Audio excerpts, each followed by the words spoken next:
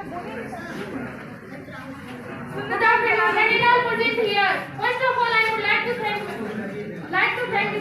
most respectful teacher, Mr. Ghulam and my old dear friends and my old audience, who gave me a golden opportunity to speak at this stage. My name is Naila Khatun. I belong to Kopagandi and I am standing to share my thoughts through my speech about dreaming. A dream is that which you see while sleeping. A dream is that which you see while sleeping. It is something that doesn't let you sleep. Dreams are the beautiful imagination that must stand from the ruthless reality. Sometimes people incline to dream and live a fictional life.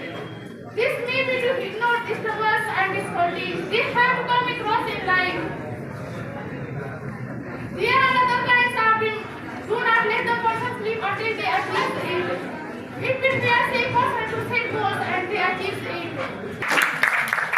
Now I want to speak some line in Hindi.